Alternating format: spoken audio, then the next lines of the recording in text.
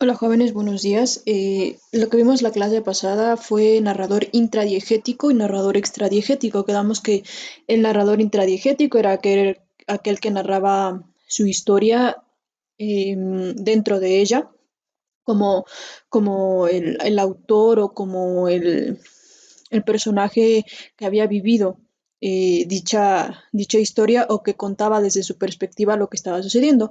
En tanto, el narrador extradiegético es aquel que contaba una historia como si fuese ajena a él, ¿sale? Contaba la historia de otra persona. Bien, lo que veremos ahora es la clasificación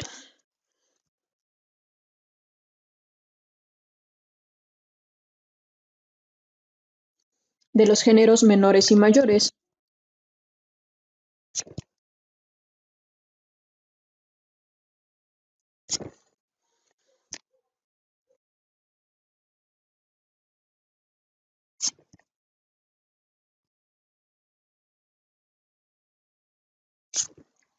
¿Sale? Esta clasificación fue hecha por Aristóteles. Ya saben que es un filósofo de la antigua Grecia y él consideraba tres tipos de narraciones.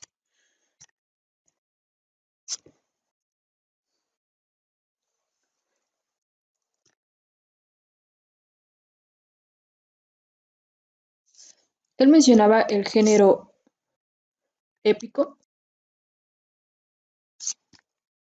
o narrativo, el género lírico y el género dramático.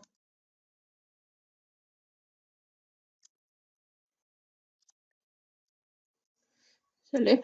Dentro de estos tres géneros, cada uno tiene características específicas, las cuales veremos a continuación. Primero de ellos, mencionamos que es el épico narrativo.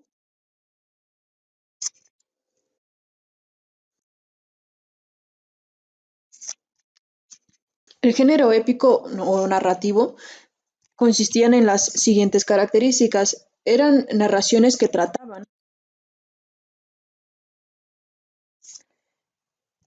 sobre grandes batallas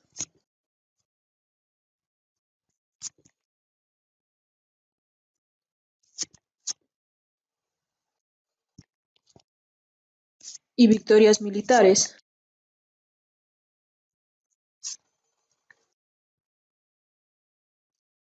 También se enfocaban en narrar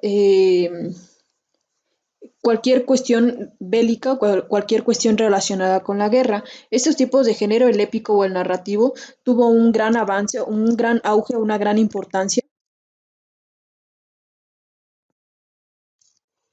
porque le daba identidad a cada pueblo.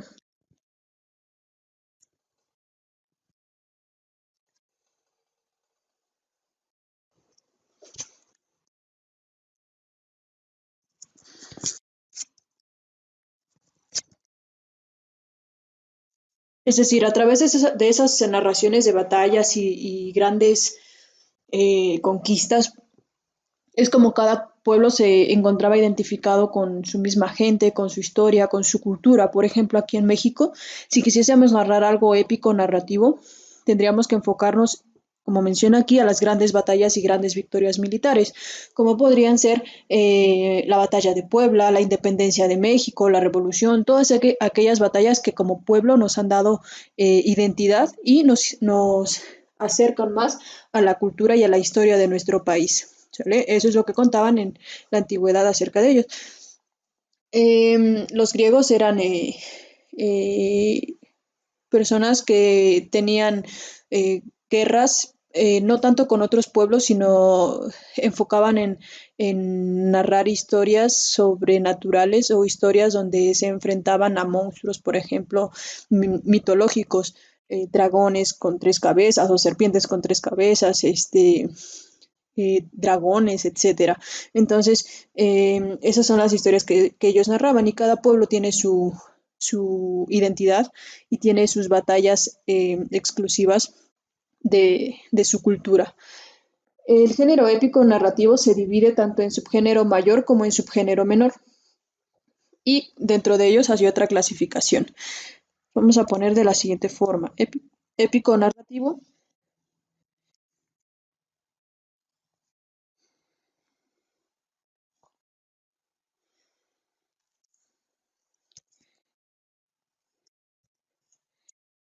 Pondremos entonces subgénero mayor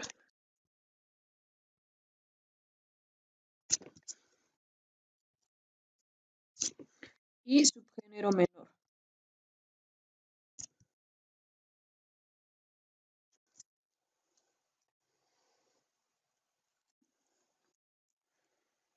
Dentro de las historias de subgénero mayor, en este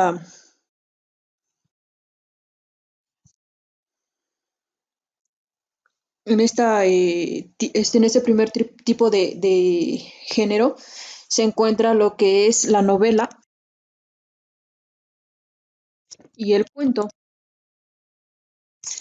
Estaban clasificados dentro de este subgénero mayor porque son de mayor complejidad y hay una cierta libertad al estilo que cada autor le puede colocar. Es decir, no todas las novelas versan sobre lo mismo, no todos los cuentos versan sobre lo mismo. Cada autor le da su propia identidad para poder narrar este tipo de situaciones.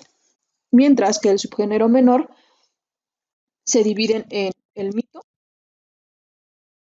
la leyenda, la fábula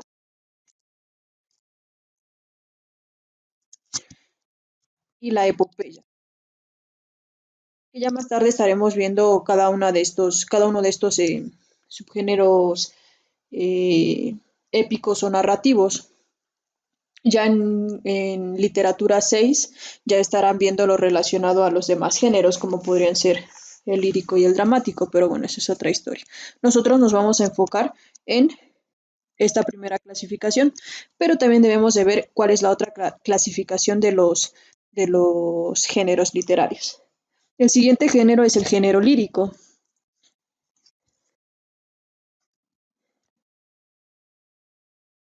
El género lírico fue llamado de esta manera porque al momento de contarse cada una de las historias de este tipo, se utilizaba una lira, que es como una guitarra pequeña, para contar este tipo de historias. En la antigüedad así era como se hacía. Por eso es que se le denominó así, género lírico. Dentro del género lírico solamente tenemos un subgénero, ¿sale? No existe subgénero mayor ni subgénero menor, solamente existe subgénero en general. Estos subgéneros son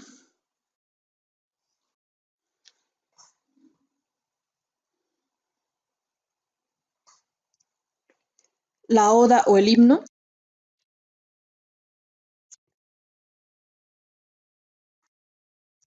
Por ejemplo, nuestro himno nacional mexicano también puede ser llamado oda, es sinónimo. La poesía bucólica,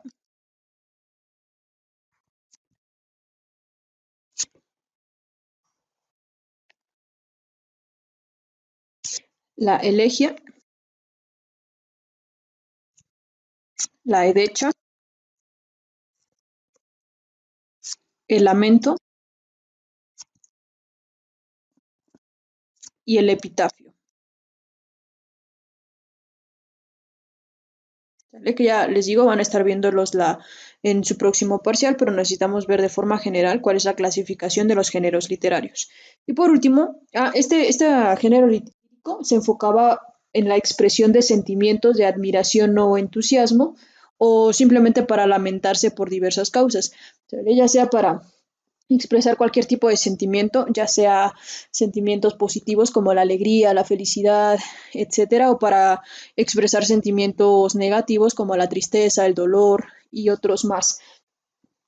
Para ello se utilizaban entonces estos subgéneros.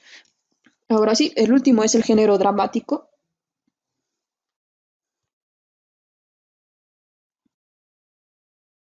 Y el género dramático tiene subgéneros tanto subgénero mayor como subgénero menor.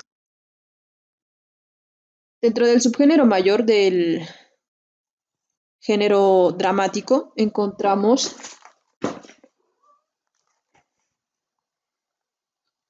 la tragedia, la comedia y el drama.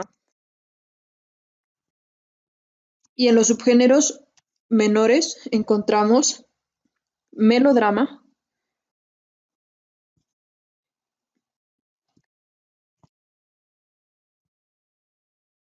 entremés,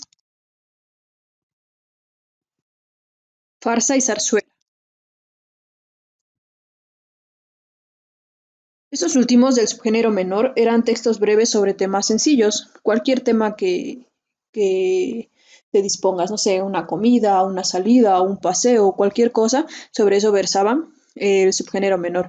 Mientras tanto que el subgénero mayor, como sus nombres los dicen, trataban acerca de sentimientos un poco más fijos o un poco más fuertes, ¿sale? Y se representaban a través de esto la tragedia, la comedia y el drama.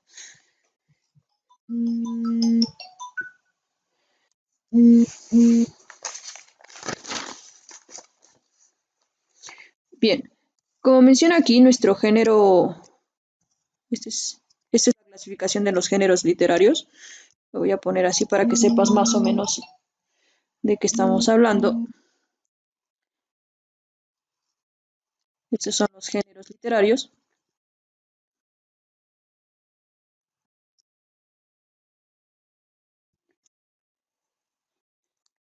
Y es épico narrativo, lírico y dramático.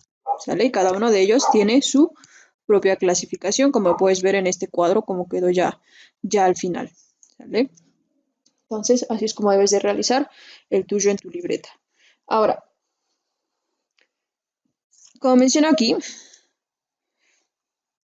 nos vamos a enfocar primero en el género épico narrativo. Y este género épico narrativo empezaremos con lo que es la fábula, ¿sale? ¿Cómo vamos a definir lo que es la fábula? Es el subgénero menor del género épico narrativo, ¿sale? Así es como lo vamos a definir entonces. Fábula, y empezamos.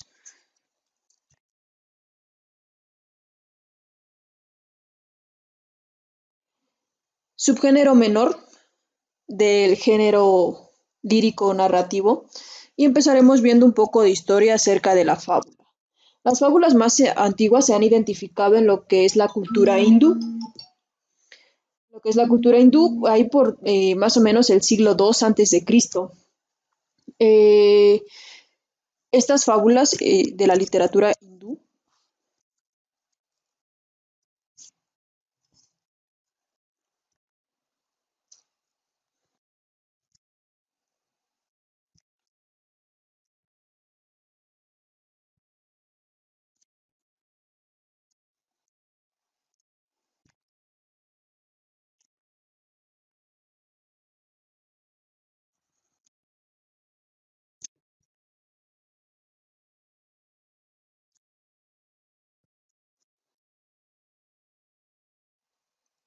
les mencioné que en el siglo II antes de Cristo. Estas fábulas fueron recopilados en un documento conocido como Panchatantra.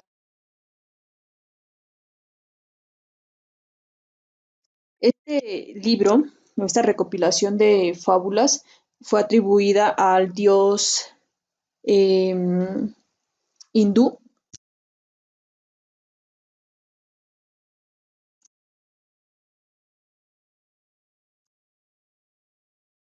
Vishnu Sarma. ¿Qué quiere decir esto? Que según la mitología hindú, fue ese dios quien recopiló todos los escritos de fábulas y los recopiló en ese documento Panchatantra. Después tenemos a Esopo, que fue un escritor muy famoso y uno de los más distinguidos de su época.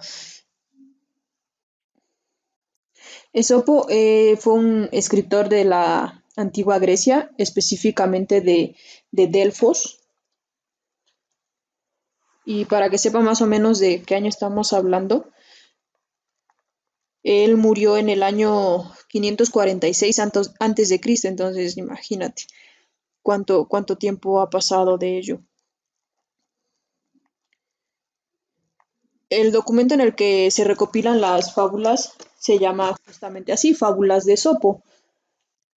Y sus fábulas son un tanto interesantes. Si tienes la oportunidad de leerlos algún día, te recomiendo que leas las fábulas de Esopo. Es un libro muy, muy grande, demasiado grueso, pero es muy interesante. Bien, pasemos con las características de las fábulas.